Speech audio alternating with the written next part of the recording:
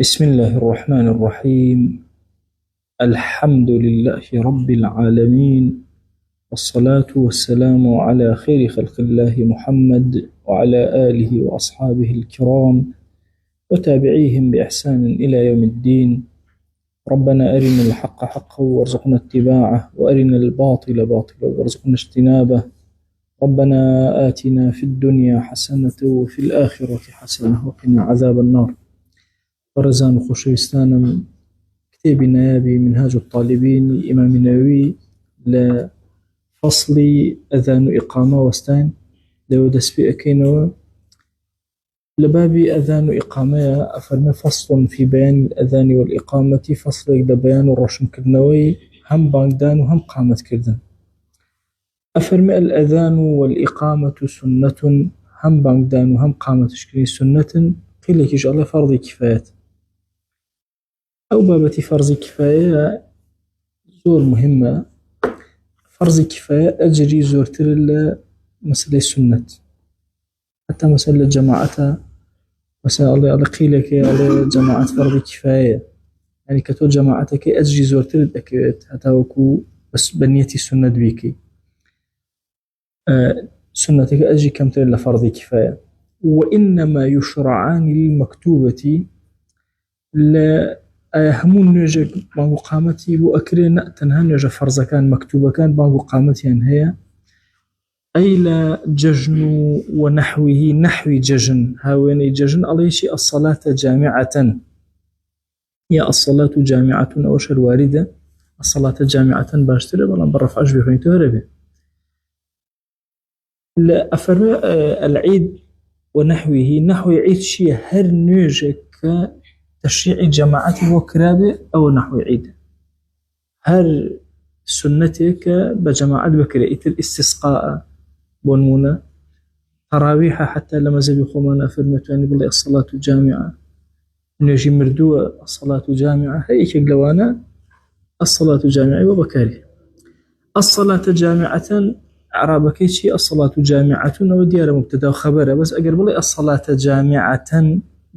أبت حال الصلاة أبت إغراء باب تحذير إغراء من هي للنحو تحذير إغراء الشيء أتوي كسيك هان بدي بوي إيشبكا ين أتوي بيجريتو جال الإغراء وأنا هند جات تكرار هي جات تكرارني أبون هنا مثلا كسي خريكة أسوتي النار حذري أديت تحذير نصب إخوتي يعني احذر النار. يعني مثلا أتوي طلبة كان بالله سعيب كان الله الاجتهاد يعني هانيا أدي بوشي بوي أوبكن اجتهادي زياتر كانوا خمانبوني زياتر. إن جاء فرمي والجديد ندبه للمنفرد لقول جديد. طبعا قول جديد وقول قديم مثلا بانك للرأي قديم زي الإمام الشافعية ربطي بوقت وهي ربطي بالنجاكونية أجتندي قولي قديمة ربطي تشكي الصلاة كان من على الكتاب موقوتة بانجي جربتي بوقت وهي إتي لو وقتك الدرسونية بس لقول جديدة ربطي بالنجاكة وهي النجاكة أبو منفردي كشبك أتواني واضحة أجر مثلا حتى قضاشي كاتوهر أتواني بانج بدا بس لقول قديمة ربطك أو هاي ملاحظة أو خالب كان والجديد قولي جديد مذهب أوايا ندبه للمنفرد كسب تاغي تنهاج نيشكا اعتيادي بانجي بو أداء ويرفع صوته دنجي برزكاته إلا بمسجد أقل مزقوته ودنج برزناكاته بشرت مزقوته كما دام مثلا وقعت فيه جماعتك بانجي يكين بدا هر كسين هالناس بانج بدا أقل شي سنة أبو منفرد فلام أقل خوي بتنهان نيوجكي كرتشي بجيئك حتى لمزقوتي كشابو كجماعتي تيانا أكرا هر خلق مثلا وكو مزقوتي الربواران وأنا اعتيادي إنسان بانجي تيابدا ويرفع رأس صوته أتوانا ويقيم للفائتة ولا يؤذن في الجديد. يتشي أكا بانك قامت أكا بنجي فائتة كنجي لدسي درشو بلان بانجي بنادا باشا لقولي الجديدة بانجي بنادا. قلت القديم أظهر إمام النووي فرمى قديمك باشتر بانجي بو بدا كوابو ئێمە سەیری دوو ڕەئەکەی ئیمام ئەکەین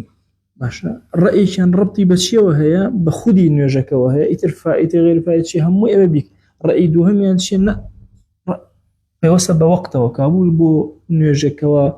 قەزای ئەکاتەوە پێویست ناکاکە بانگ بدا تەنها وەکو قامەت ئەکا بۆ فائیدەکان و بەس خۆی دائیمە قامەت ئیلا ڕەبتی بە نوێژەوە هیچ مەجالی تیانە بەس ئەذانەکە چکە ئیعلامە ئیعلانە ئایا ئەم ئیعلانە هەموو کاتێک ئەکرێ بۆ هەموو نوێژێک یان تەنها لە کاتی وەقتەکانە دوو ڕەئیە لە مەذهەبی خۆمە فإن كان فوائت أي أجر ريزي نوێژی فەوتا بوو بۆ هەر نوێژێ لە نوێژەکان یەک بانگێک ئەدا ئەفەرمێ لم يؤذن لغير الأولى أما لبيني هردو رأيك قولي جديد وقديم أشار رأي إمام النووي خويتي أجر كمال فوائد هبون إما أجر برأي جيدك بكنا بهم يا بانك بقديم أجرشان تنها بانك بهيش ينادا بلام أفرميشي بجديدك بانك بهيش ينادا بقديمك بانك جنبو أدا بس أما لبيني همويانا لبيني هردو رأيك على تنها يكم دانيان بانك جبو أدا إتر أو إتر بدو بانك تنها قامتك ويندب لجماعة النساء الإقامة سنة أجر أفرتان خوان جماعة ينكر خوان قامت كان للأذان على المشهور المشهور مذهب معنا أذان سنة نية بو أفرتان سنة نية أول سد مشهور والله مثلا قولي غير مشهور أفرتان لبين خوان أجر أجنبي تيانا ببانجي جمان قينا صوتي عن خلق النبي سبب بانج بانو قامت كان هالدرس مثلا غير مشهور بس قولي مشهور لبين خوش أنا أذان نية والأذان مثنى والإقامة فرادى طبعا أو مشهور وعدم مشهور ما بس شيء آية مسألة بانج نداني أفرت ربطي بالصوت أفرته وهي يهر بانج لسر أواني أو لو مشهورة كبانج لسر أواني ربطي بالصوت يانوني آية محرم بيبيني نيبيني غير مشهورة كي عليك كاكل بالفتنة أجنهر أفرمي مسألة بانج ربطي ببياو هي ربطي بأفرته يعني أم سنة يبياواني واضحة أم إعلاني هي بياواني بلام إقامك عامته وهم مسلمان واعتيادي أو لسر رأي مشهورك أو قصة هي يعني جاري وهي بتا مناقشات بوشي مثلا أفرد بو باندا هي سنة عايد بأفرتان يتو ربطي مثلا بشق يعني بشق لفقه على ربطي بالصوت أفردك وهي كبشة الدرو ومنا محرم بي سيئان رهينا كيتري هر على السنة نيبو لسر قولي مشهور والأذان مثنى بانجا كان أغلبي كالله مثنى حموش كلمة دوبارنية أغلب وهاي زوريني وهاي مثنى دودانة الله أكبر الله أكبر الله أكبر الله أكبر أشهد أن لا إله إلا الله أشهد أن لا إله إلا الله دودو أشهد أن محمد رسول الله أشهد أن محمد رسول الله أخيرا لا إله إلا الله مثلا دانيك بس لبرا عامتك أو هاي أفرمي والأذان مثنى والإقامة وإقامة أو زوريني شيء فرادا أغلبي أو هاي باشا الله أكبر الله أكبر أشهد أن لا إله إلا الله أشهد أن محمد رسول الله حي على الصلاة حي على الفلاح قد قامت الصلاة قد قامت الصلاة أو دودان بس قيناك واضحة شكبو أغلب أو فرادا إلا لفظ الإقامة إلا لفظ إقامة النبي لقامتها كدودانة يترهمون فرادا تاك دو الله أكبر يكم بيقدان حساب كراوة ويسن إدراجها ألم بابيا لبروي أذان مذكرة إقامة مؤنثة هرشي هو أيرته بو أذان هرشي هابو أيرته بو إقامة أفرميها ويسن إدراجها سنة قامتك بإدراج فلبل إخواني درجناكيته وترتيله طالما باكتشي درجكيته سوها كان بو إقامة وكبو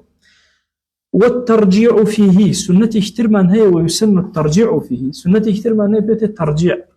ترجيع يعني كل السنتاني كم ترين جابجي أكري يعني أو سنة فراموش كراوة أو كسي كبانج أداء لدواوي الله أكبر الله أكبر الله أكبر الله أكبر إثناء أشهد أن لا إله إلا الله أو السخوي لبرخوي أشهد أن لا إله إلا الله أشهد أن محمد رسول الله إن جاء إعلانك أشهد أن لا إله إلا الله أشهد أن لا إله أشهد أن محمد رسول الله أشهد أن محمد رسول الله أبيت الترجيع أشهد بارك النواة لشيء لو شيء شهادة جارب دنجي أنهان جارب أشكره علماء فنو حكمتي أمتشيه إنسان بيش أوي شاهتمان إعلان كابو خلق أبي لا يخوي تثبيت به والسنة دوايا خوي بخوي لا يخوي تثبيتك بيلا بدنجي نزم حتى أفرمي أواني كنزيكن باجوان ليه الشاهدي لسلبا أمبيا والشاتماني هنا إن جاء إعلاني كربو خلق سنة شي قوري. والتثويب في الصبح هروها تثويب بانجي بيانية سنة لما زبي خمنا لهدو بانكا سنة بانجي كمدون دائما وكشهي لبيني قال لبانجي كمانية ولا دومانية وأنا ما زبي خمنا هدو بانكا تيا سنة قولي كشي لما زبي خمنا فرمي قال لها كامي كان كدي لدومي أنا نايكا قال لي كما وتي الصلاة خير من النوم لدوما نايكا لدوما كل كما نايكا بس أرجحها هيك لهدو كان سنة لما زبي خمنا. والتثويب في الصبح الصلاة خير النوم لدواي حي على الفلاح وتن سنة لما زبي خمنا. إن جاء سنة وهاي أن يؤذن قائما للقبلة الربع قبلة ببيو والسابع كبان بدا حتى لا مسألة يخوم أنا هاي سم جاران خلق مساهاتهم بنجي خستي جوي أقول السنة هاتوا لما زي يخوم أنا هم أنا واردا ببيو بي أو دو بنجي مثلا أو بكا سنجي الربع قبلة بنكلاي على الربع قبلة ما بس يو سنجي أو الربع قبلة عشان لا حي على الصلاة وحي على الفلاح مثلا أو أكا إن جاء فرمين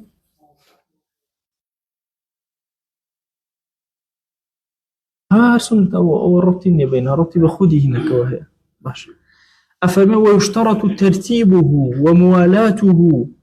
بمرجي رابة الترتيب مثلا لا إله إلا الله نخات بيش مثلا حي على الصلاة أو ترتيبي كلا كتب كان هاتو أبو شوازة بان بدري وموالاته باش بمرجي رابة شي موالات يكبد ويكا بان قبل فصي زور نكوي. وفي قول لا يضر كلام وسكوت طويلان لقولك هل لما زي خمنا هاتو الله أجر سكوت أو بينه وسكوت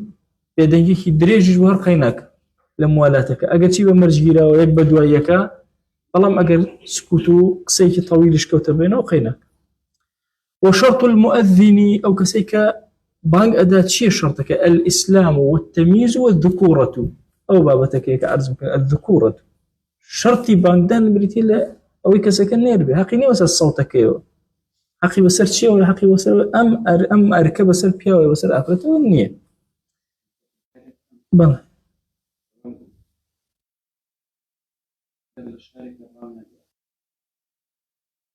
خوي لأصلا سنة لأصلا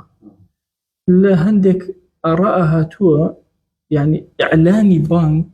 إعلاني دينداري أم منطقية بتابتي باني بياني زور بمرجي راو جهاد إسلامي هم لسر أو بنياد راو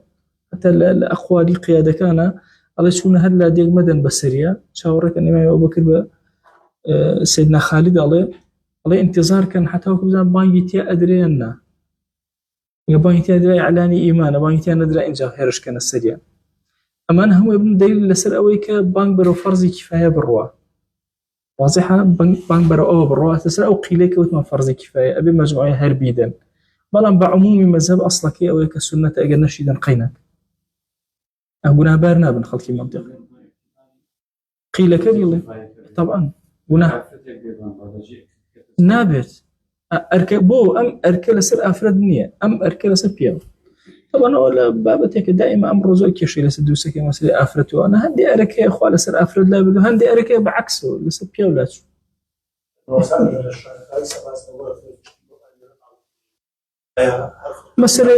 مسألة أمريكان مجامعي فقهي عراقي لسر أمريكان زور قصيان يعني أقل قسوي كراهتي أقل حرام نبي كراهتي أمريكان بانجدان بي بلام أما يم سيستمي كهرمي كل سنة بتمايا بيك خراب نية بو شوك بانجداني حقيقية بس توزيعي أدواري بانكي مثلا لهم مزجوتك بانج نادري وكاتا ليك شو أنا كسيك بانج أداة توزيع أكرنك شريتي بانجا واضحة أسوي هولير أو هاي كانش كسي دن خوش عندنا أو كبانج أداة يكسر بانك بخشبي بلام ناجح نية لولاتي أما جاري وقد انترنت خليتيا بانج نادري كهربانية أو أنية مشاكل هي بس أجر سيستمك خوي حكومة دابيني كهرتشيش تبوي مزبوط كمرتبك قيشي أصلا ترى إنج أوقات الدم خوشتر مثل بانك أدا حتى مراعاتي وكلا ولا هر هنا كاب لحنك بانك بدري وكلا تركيا لعثمان كانوا ما أتم مراعاتي وكلا أشوف بانجي بياني مثل لحني خوي هي بانجي ترى حتى مثلا إما لحني بانجي بياني خوزون نرمة بلام خبر كروية چونکە ئێمە هەندێک مۆسیقامان چەند دەنگیشی بەرز بێ خەبەرە ناکات باشە سلسلەی خەوە تێک نادا ئەو هەندێکی وەلو نەرمیشە تێکی ئەدا ئەو سەوتە نەرمە هادیئە خەوەکەی ئەزڕێنێ وای لێ کاتەوە هەڵسێتەوە هەمووی تەسیراتی ئەگەر وڵات قانونی هەبێ هەموو شتێک تەرتیبە بێ نەژبێ هیچ ئەگەر نەوەکو ئەسڵەکە ئەگەر بەس شرید بانگ بە نە بەڵام ئەگەر نەفەرێ بانگیدا و بانکەی پەخش کرا ئەجرەکەشی گەورەترە قەیچێک ئەفەرمێ شەرتی مؤەذین ئەمەیە موسڵمان بێ باشە تەمیزی هەبێ مناڵێکی زۆر ئەوە نەبێ کە نەزانێ باشە وەذکوورەت نێریش ويكره للمحدث وللجنوب أشد كراهتي كسي دزنيجي نبي بچه بانگ بده خو اگر لشي گران بي كراهتك أشدره تنتره حرام ونزيك بتو اگر بچه قامتش كابا بي دزنيجي أغلظو قرستره يا لشي گران بي وقامتك أغلصتره دوجار باشا أولا أفرمي ويسن صيت حسن الصوت عدل سنة وهاي كسك دنجي برز بي صيد بي حسن الصوت دنجي خوش بي عادل بي كسك بانج دا تنها صوت خوشش قرن نية لما سري بانج زور أجري قوري كسك عادل وارع أم كسك بانج دا باشترا والإمامة أفضل منه إمامات باشترا لبانج دان فضلكي قورة ترى عظيم ترى قلت الأصح أنه أفضل إمام يفرمنا الله بانجدان باشتر لقام هو شو إعلامي دينا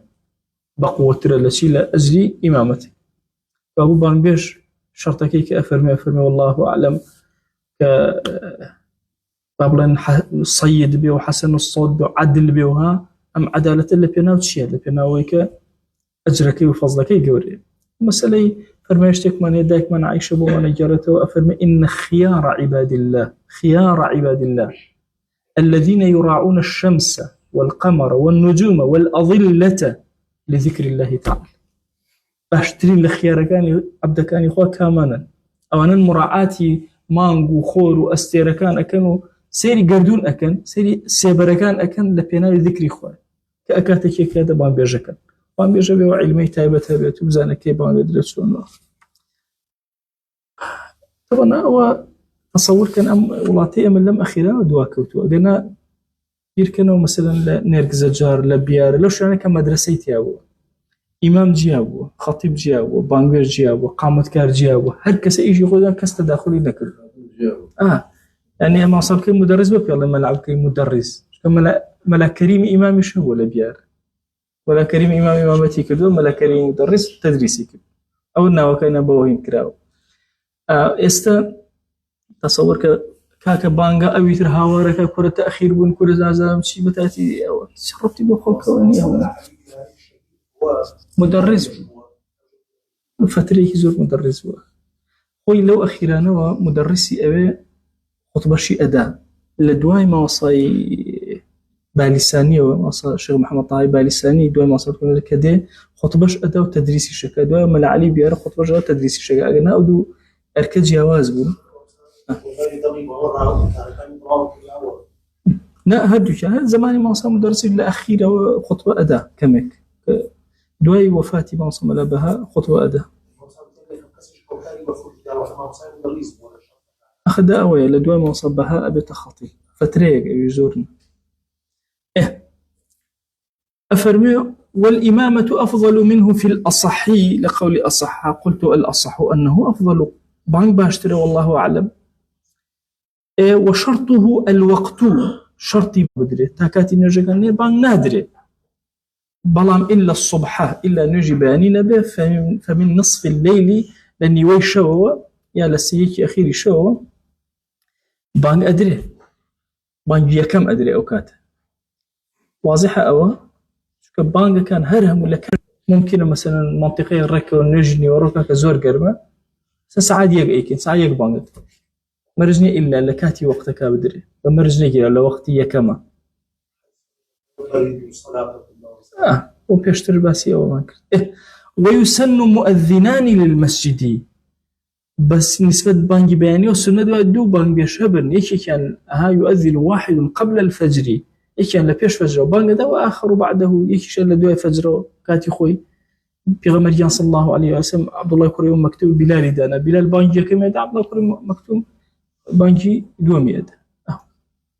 ويسن لسامعه مثل قوله أي أو كسانيك جوان لبانجوش أبي يتر أوستن جوابي أدنوا همان سكاني أو دوباره كانوا الله أكبر الله أكبر أمجل الله أكبر الله أكبر إلا في حيعلتيه إلا لتشي النبي لا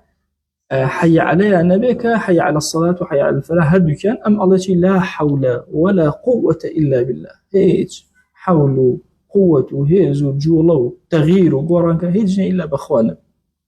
قلت وإلا في التثويب إمام النبي الله التثويب شاء الله الصلاة خير من النوم تنالي الصلاة خير من النوم أي شيء علي فيقول صدقت وبررت والله أعلم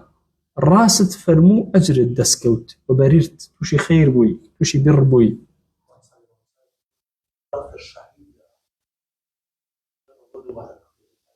نمبستو صدقت الشهيدة بس أوي إمام النبي صدقت وبررت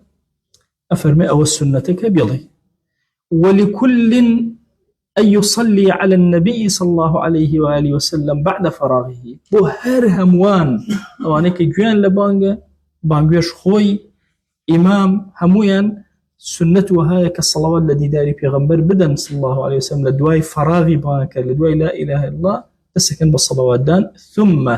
لدواي أم صلواتنا وباشا اللهم رب هذه الدعوة التامة والصلاة القائمة آت محمدا الوسيلة والفضيلة باشا وابعثه مقاما محمودا الذي وعدته سندها مبوتر لدواي قامته أو كشي ما نهبو فتريكي زور سزور لسروا كراكا لدواي قامت بدعته إنسان أو صلوات بدايان اللهم رب بخينه بلام كاتي كسيري كتير فقه كان أكيد سنته ويكي لو صحابة برزانة ككويتي أبو ذر غفاري لدواء قامتي شو سند الصحيحة لسيرك اللهم ربي فرمو وعلماش لهم مذاهب كان هرشوار مذهبك بيان سنة لدواء قامته أذان وقامت يك حكم يعني حتى اللي فرمايش تهاتو هردو يعني ليك داوة طبعا بابتك ونبيتي باب التغليب دائما قردو دوش برابر يكبون كوبونوا نيرك زالك المسر ميكا مثلا القمر والشمس أجت الشمس جورة تريشة ألين مثلا القمران الأذان والإقامة ألين الأذانان بهردو كان ألين بوي خوشويز فرمشي ما بين كل أذانين صلاة بين هردو بانجكا باشا نوجك هي صلاتك هي كابول بين أذان وإقامة بوي فرمون أذان شموله نشكا شمول عينا إقامة شكا لدوا إقامة شو إنسان سنتك اللهم رب هذه الدعوة التامة بخير بلى وأنا كمثلا كمن كسبنا بيني والله بدعته يبدو لما أنا أخير ما بيني كان بدعته وأنا حتى ابن عثيمين وابن باز هم المخنا هم الله سنة ابن القيم الله سنة أنا قصة ابن تيمية الله سنة هم دي قدرن لا شكاي بوش كأصلي مذهب كان أو هاي بدوش حتى آخرهم مجامع كان هم من السنة طبعا ينبرس كيسو كده وزور كيشيني لما سريعه واضحة دواي بانكنا دواي بانك بمكابرة مثلا دواي قام دنجش برس كده بو تعليمي خلقه هيك كيشيني زور بابت مان هي حتى ذكرى كان مثلا بدنجي برس دين يك حديثني والله خوش ريز بدين نزم كل فيديو شن حديث يا ولني برس كذي يتهم علماء الله والتعليم هذا يفهمنا والله والتعليم لي ويم لما زل يخومنا وهذا برس كيش وتيات خوي أصلك سنة إما يكشمان لكل سنة يكشمان بدروزو أويك إخواني أزانيبو أويك أي بدعة أزانيبو كيش دليل نب والله من الحقيقة لها شوار مذهبك هاي واردة وتأتي لما زل يخومنا زور تركيزي لسدان دا وكسنة لدواء إقامة شوخ لدواء أم بابتا مسألة شرط هي تبيشوا إما الركني نيوجمان هي لناو نيوجكا شرطش من هي لبيج نيوجك ليرا إمام يباسي شرط كان بيج نيوج أكات أفرمي فصل في بين قبلتي وما يتبعها باسي قبلو أو إكا پێوەستە پێوەی طبعا شەڕتەکان مەسەن دەستنوێژە پێشتر باسمان کردووە لەشی پاکە مەسەن پێشتر جلی پاکە شتێک لە شەڕتەکانی نوێژ کە پێش ئەوەی دەست پێ بکەی دەست پێ ئەکا لەگەڵتا ئەوەیە کە ڕووکیتە قیبلە فەرمی استقبال القبلة ركن قبلة شرط لصلاة القادر كسي كتواناي هبين شرطك يك موضوع ما بقول لبير مناسبة أو بعرس كم جاءت فسر أنبابه أشهد أن محمدا رسول الله يا رسول الله رسول الله أو أصلك خبر أذان الإمام مبرد قصيه الله نبي الله أبي الله إلا رسول الله عفوا وأشهد أن محمدا رسول الله الله أكبر يا الله أكبر أي هو مبتدا وخبر باشا لويا إمامي مبرد قصيه الله أبي الله أكبر باشا ببيتواني هم أو زاناني تروا بو أفرمي كلمة الله همزة كي قطع طبعا هرشي الفلامة همزة كان شيء وصل إلا وشيء جلال النبي الفلامة كي قطع عليه الله باشا أفرمي تو كاتك القرآن أخوينته عليه ألف لام ميم أجر بيدي ليك نالي ميم الله مثلا أجر الله بدو عليه ميم الله بو عليه اللبر حرمتي كلمة جلال ألف قطعكته أو ناكي أو ما دام فتحي هي كسرك قلبي أو أكيت أربع ماشي قاعدة كشهر للنحو عليه أمش بهمان ششنا كعليه الله أكبر يكسر الأيدي اللي بيتر عليه بوينا يبغى أكبر الله عليه يبغى أكبر الله واضحة بس بيخش من أو تقريري أو يكردو أجتني تقريري أو يكردو كبلي الله أكبر الله أكبر الرأي لما زي بيخون عليه أجر بلي الله أكبر درست أجتني لو خالا بيت كويك لو اشتانيك دائما بيتك يشاء الله كاك منا دروزني بلي الله أكبر باشا خوي أصل الله أكبر الله أكبر أوه خوي أصل هاي بلام كتو أيدي لك آية الله أكبري باشا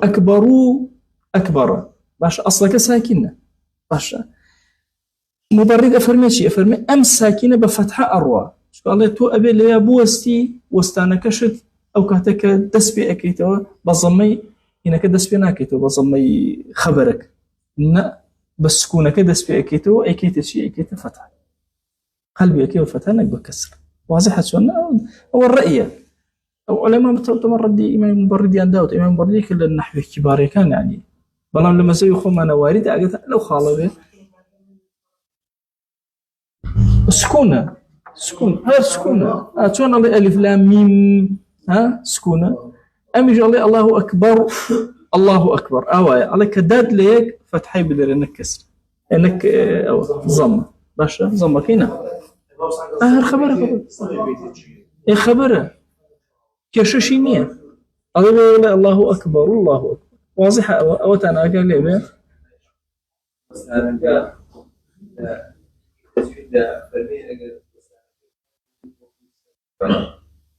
هو سألت شوني آية وفاشوية هرجلي الله أكبر وستيو تاسيق بيجوي الله أكبر أنا دو دانية كم يان هنا سناتي سكت أكي بس هنا سناتي بس أنا الله أكبر الله توزك جبوسي هنا سناتي لو بينا يعني أمدو لفظي الله أكبر الله أكبر بيقوش حساب كلا ولا بانجا أو ملاحظة أو خلا أجل مش كجاي وهي يعني لسلا ويك سيقولتي الله أكبر أبيتك يشة الله بشيك هلا مزاج إخواني من برد أو يفرموا أو ملاحظة أو بكين أجر واشي وتقيناك لسلا أو الرأي أجر وتي الله أكبر هر قيناك لسلا أو الرأي أساسي نحوك أو مبتدا خبره وهكذا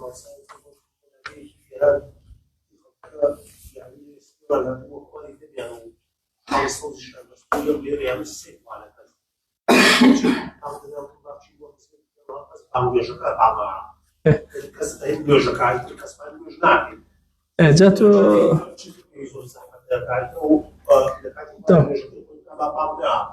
باوە چێژی ئەو ئەوەیانی بەرامبەر ئەڵخانین بانێژ دینی محەمەد زایع بووە باوەڕێ ئیشەڵا خێرێکیان گەیشتووە. وەرنەوە سەر ئینەکە ئەو ئەدانی ئیقامە تەواو ينا سر مسألة بابي بيان قبلك وأنا أفرمي استقبال القبلة شرط لصلاة القادر إلا في شدة الخوف ونفل السفر. استقبال قبلة روكرنا قبلة شرطة طبعا كالله روكرنا قبلة فولوا وجوهكم شطرة آية باسي وجهك أم وجهها يا باسي صدرك عشان استقبال القبلة صدر عشان بلان بو دائما وجه لقلاتك بعادتي وجه لقل صدره بعادتي واضحة بو أفرمي استقبال قبلة بسنك لما زبي خومانا وشرطة مرجع بو كسيك قادر به توانا بلن نخوش وانا بنخوش أحكام جواز باسيك إلا في شدة الخوف اشتك ما نبنا صلاة الخوف دواي باسي أكين جورك لجوركاني صلاة الخوف قبلتي أنا من لكاتي تكرجاني مسلمان لقل يكترا تيانا من أفرمي ونفل السفر والنواجي السنة أقل السفرة كردي كسكة أو كاتوش قبلينية أتوانا سنتي السفر نك فرض واجب لست أفرمي فللمسافر التنفل راكبا وماشيا كسي مسافر سنة أتوانا بوي مجاله رخصته أتوانا السنة كان يبكى راكبا باشا بالسواري بك ماشيا ببيك أروى ولا يشترط طول سفري على المشهور مزي خوانا بمرج نكيرا وبو تنفل السنة كردن بغير اتجاه قبلة شرط السفر دانا راوا والله هشتا أو كيلومتر بيني بإنجا سفر هي كورتيج بقينا أتشفت لاديك خوان مثلا خيشت على خارج السنة خوي درسوا بو يدرس التنفل إتر راكبنا ماشينا مشكلة من فإن أمكن استقبال الراكب في مرقد جاء طبعا أما يشك لو حالتانيك تصورك السنات أو ندقرنق لشريعته حتى أجر بلت فريانك وسنتك الركوع قبله هر سنتك جوزه أو خالي وريكي ماشي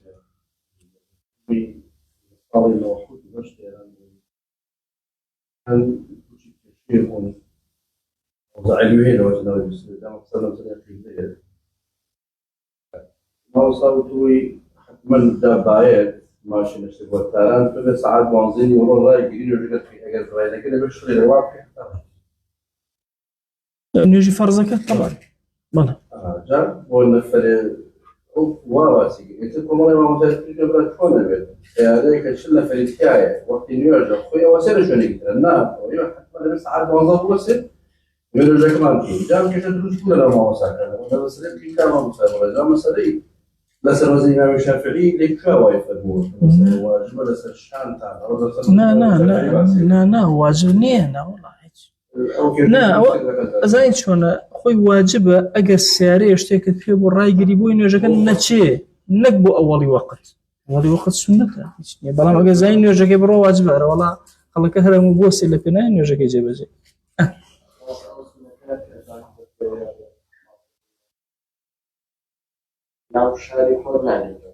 بس للشهر شو تدرو دروسه شكو بس سفري قريب يشير دروسه مجلس سفري طويل نيه أو خالطان أقل شكو أفرمن شيء هذا ولا يشترط طول السفري على المشهور لما زي خمنا أو هاي سنوري شوينكي خود شو تدرو أو سنة تواني جبك فإن أمكن استقبال الراكب أو كسيك بسواري الرشد في مرقد باش اشتيك دان رابو مثلا هودجه بوشتيبو ايتواني لسري واتمام الركوع والسجود ايتوان ركوع والسجود تواني امانك لازمه باش لازمه لسري باش والا فالاصح ان سهل الاستقبال وجب والا فلا باش اجر سهل ركعه استقبال قبله بكاتو ما نقيناك والا نخير ويختص بالتحرم أو استقبال قبلة سرتا كراكبة كإيكاتو مجاليتيا فمت تنهابو شي بو الله أكبر تحرمك للسرتاوة قيل يجي الله والله للسلامة كشهر بالربكة قبلة ويحرم انحرافه عن طريقه إلا إلى القبلة حرام لسريك بابلن باتجاه قبلەیە نەڕوە باشە ڕێگەکە بگۆڕێ حرامە لەسەری يعني قبلەکەی بگۆڕێ إلا مەگەر بە ئیتیجاهی قبلە نەبێ ئەم خاڵە گرنگە کە مەجالی دراوە مەسەڵ ڕوو نەکاتە قبلە بەڵام ڕێگەکەی هەر ڕووی بە قبلەیە وەڵا ئەو ڕێگەکە بگۆڕە خۆ مەجالم دراوە نابێت حرامە لەسەری بەڵام ئەگەر ڕێگەکە ڕوو بە قبلە نەبوو ئەشتوانی بە ڕێ قبلەشا بڕوا با ڕێ قبلەکە بگرێ باشتر باشە إلا إلى القبلة إنجا ويومئ بركوعه وبسجوده أخفض باشا أخفض للركوعك سرنويئك لسجودك ها توزي زياتر هر أوندا تبا وصو الله كي خوي ويتي مثلا نو سيارك يأتي هالشيوازي كان بيكرا والأظهر أن الماشي يتم ركوعه وسجوده لما زي بخو من أظهر وياك أو كسيك ببي أروا سجود الركوع كاني باشا بطواوي جيبجيئك ويستقبل فيهما وفي إحرامه ولا يمشي إلا في قيامه وتشهده أظهر أو كسيك ببي أروا جوازا لو كان راكبة كما جالي زياتر بوكرا أو ماشيك أتواني لكاتي استقباله ولا ركعة قبلة لكاتي ركوع سجودا لكاتي تشيا تنها قيام التشهد لم دكاتا أروا قيل لك جل للسلام قيل لك أتواني للسلام شان نبي مهم ولا الركوع ولا سجود ولا إحرام لم سيانا باستقبال قبلة بلواني تركي شدني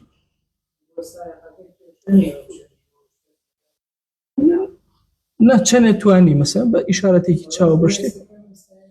يقيتشك نا نايكا هرا وندي كرا بأندازي بيوسيكي إشارة إكشتك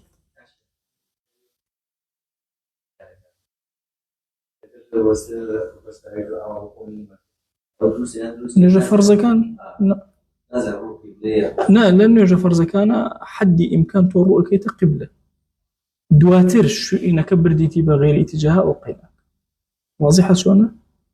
حدي إمكان تورو كيتا قبلة حتى اجتهاد هي لقبلة سبب أسيك ممكن تو اجتهادك لأنه نجا كشاب قوري زاني مثلا فكرة قورا وتيارك أو عرم توزيك تراوك أفرمي ولو صلى فرضا على دابة أوتا فسر دابيك وفرض جيب جيكر واستقبل وأتم ركوعه وسجوده وهي واقفة دابك واستابوا ركوع وسجود أم هودج يشتكي بسره مرقد إلى سريتي أم تواني ركوع وسجود خوي برك بكبر بسر دابك وجازة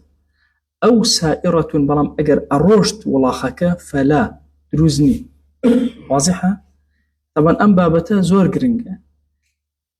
أجر هاتو ولاخك بسريوي باشا هيج حركة وجولي منيا هودجي كشتك تواني الركوع وسجود مظبوط إيش هو دروسته أو سائرة فلا جولي كدو حركة دروزني مسألة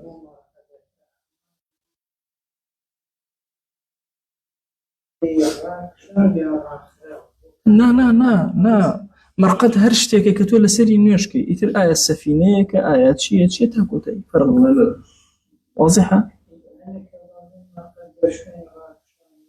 لا وش تتر أما مرقد الليرة وشيها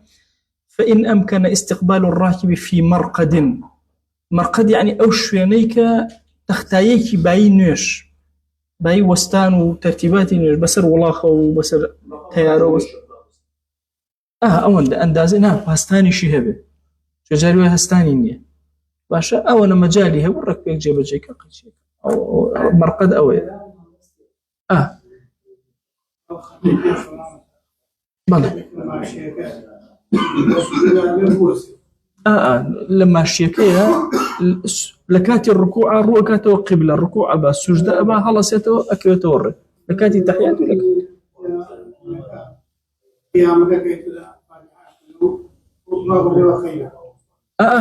لا تحياتك شاقينا لا هذو كانت شي برا وكشي باش الليرة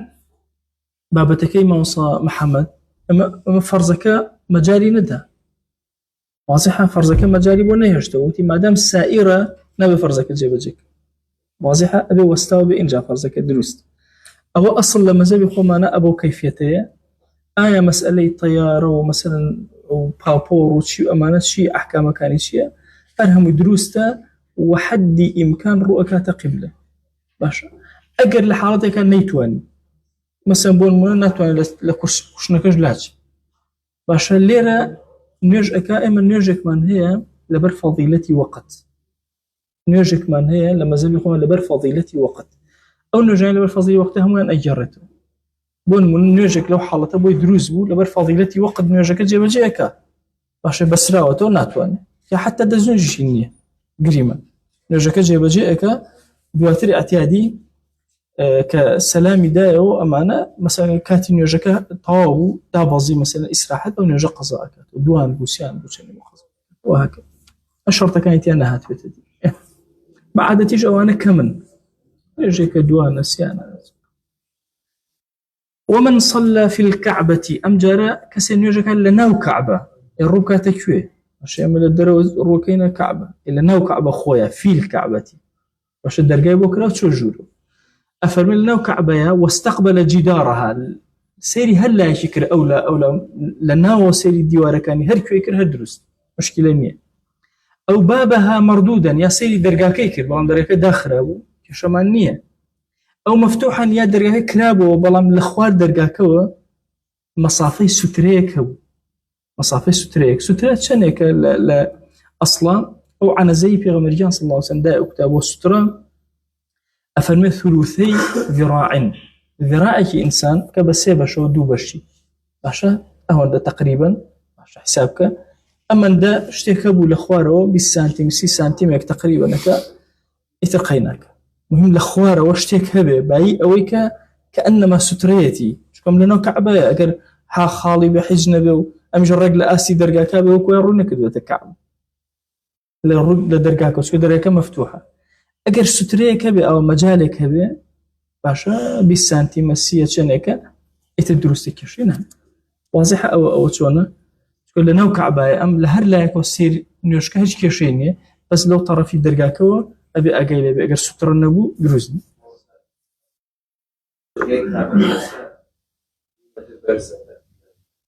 أخلناه ولناه أولنية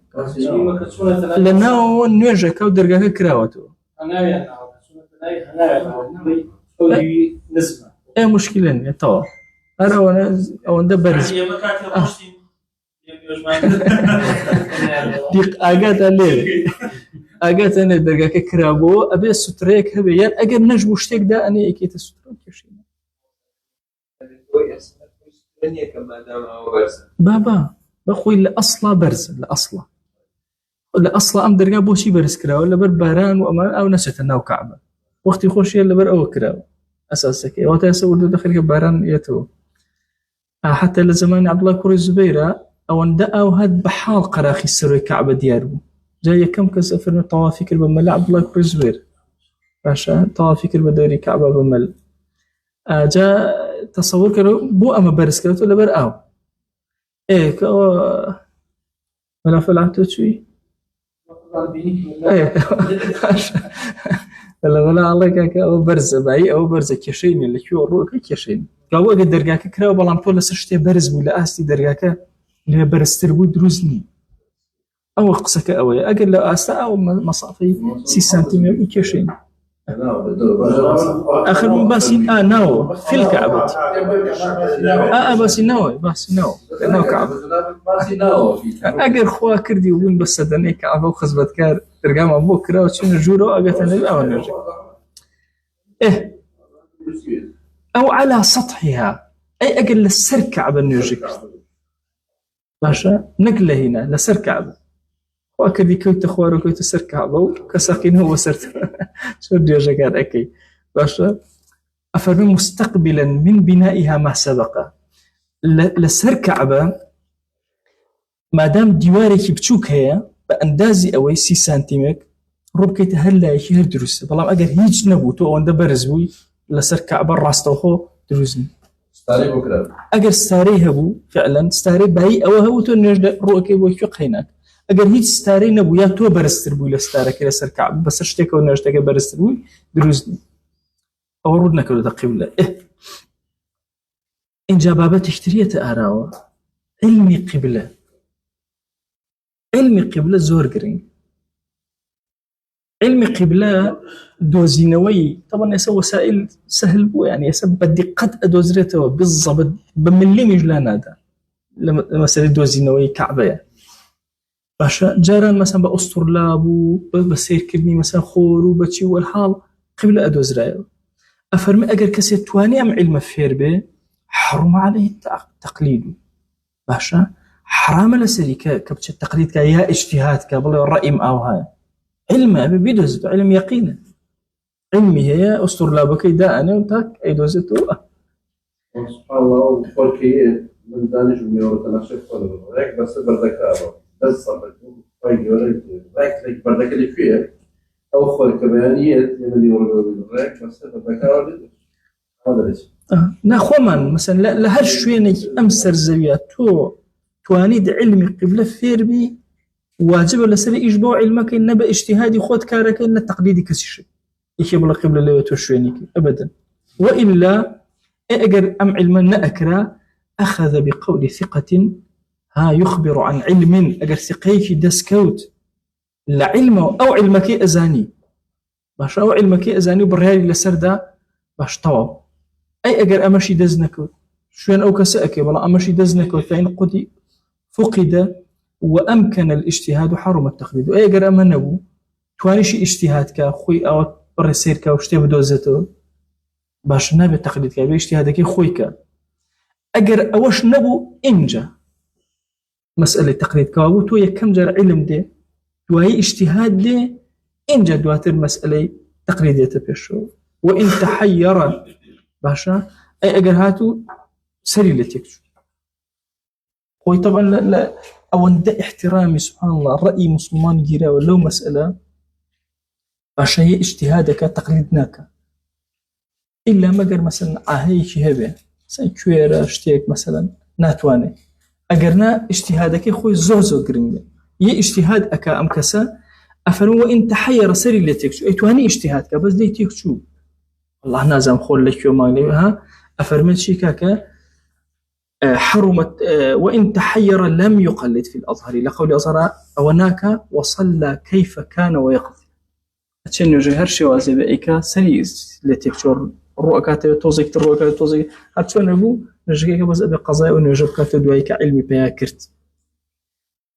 ويجب تجديد الاجتهاد لكل صلاة تحضر على الصحيح واجب لسري اجتهادك تازة كاتو بهر نجيك تازة قول الصحيح أو عليه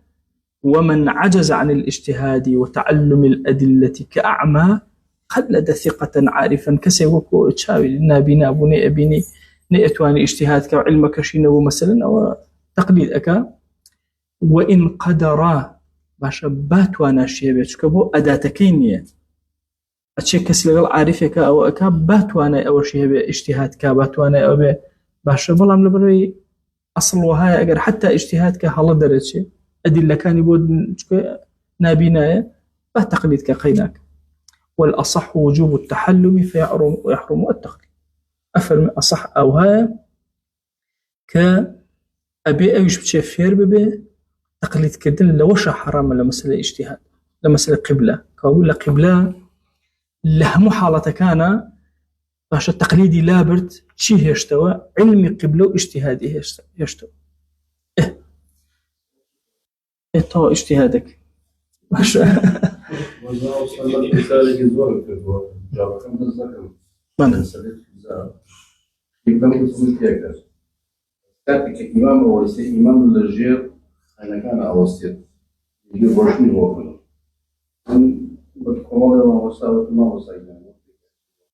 إمام اللبتي ولا أوسي وما شو يقولون إمام يجي في كده سالي كده روجات أو خلطة شو اللي بيتر المأمون شيء كشيء لما زي أخوانا بس كده أستاذ بس لطرف إمامك وبيج إمامك مك ولا هم طرفين شو بيش بكي قيناك إنه هيك كشيء زال قيناك بس موصلين لما سندواري الشرع يعني بيكون مثلا أوائل غير ما تدير أم خلطة هم تديروا إمام تديروا ثلاثة شو بس أمانة برابر شيء هذا قبل ما أقوم برابر ما مشكلة نية أو سيري إمام أو إمام بمرج نجيرة ولا دواء إمام بين بمرج جيرة الروبة قبل بين بمرج جيرة ولا نكوينا نكوينا بيش إمام لقبلة بەڵام ئەلێەوە قبلە هەیە و پێشەکە هیچ مشکلەیەکی هەر ئەوەندەیە جا سيركن برام دوو مەسەلەمە بەسەریعی تەواویکەن من صلى بالاجتهاد فتيقن الخطأ هاد اجتهادي كركا كأما قبلة نيجي خوي جيبا جاكرت وهي والله دركت ولا هلايا قضاء في الأظهر قولي أظهر أبي قضاء كاتو فلو تيقنه فيها أي لناو وجكا يقيني بيابو والله أهوارنك ولا غلط يجب استئنافها نوجكا أبرد دسبيكاتو وكاتو شوينا كيتر وإن تغير اجتهاده والله من أمجار خطأ يبو درنكو اجتهادك يقورا بحسابات أواي أمجاروتي بأخوات وزي أم لا ترى بونمنا عمل بالثاني ولا قضاء إيش بدومك وقضاء شناكاتو ماشا وحتى لو صلى 4 ركعات ل4 جهات بالاجتهاد فلا قضاء لا تشوار شوين لا تشوار ركعات الروي كذا تشوار ركعتي كم بي وابو أواي ركعتي دوم بي وابو أواي ركع نك أوي تري بي هلبي ماشا رأيك يقرأ أوا رأيك يقرأ أوا رأيك يقرأ أوا هرهم يندرس تأخذ قضاء شناكته هيش كيش يجينا فلا قضاء يكبابت هي الأخير شتاب السريع وتنباسكم آية لشوينك معمورة كخلق اجتهادي كردوه مثلا مزقوتك أم مزقوتة الناوة من أتشم أبينم أم مزقوتة قبلك غلط طبعا قبل لسر اجتهاد دا مزراوة لسر علم دا مزراوة آية بوم هي إجب اجتهادهم من نخير لما زبي خوما اجتهادي أواني بيشترك كردوان أخوة ويخوض نخوة لو شويناني كمعمور أو لما زبي خوما براوة ولا مغري وأنا باسك له هر شوينك علمي كم أو نجي خويك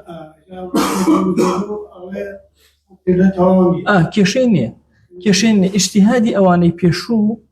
أكيرتا بيش اجتهادك خوي باشا لشرع أوي أو أخوانك أوي خوي شكو حتما لسا علم بنيادنا ولا أساسه ولا وجه ما هنرج ذلك باشا لبرو اجتهادك أوان أخوة لما زي بيخونا طبعا هو بقولنا ماني خلافي فتنة وأنا وباشتر بس وصلى الله على سيدنا محمد وعلى آله وصحبه وسلم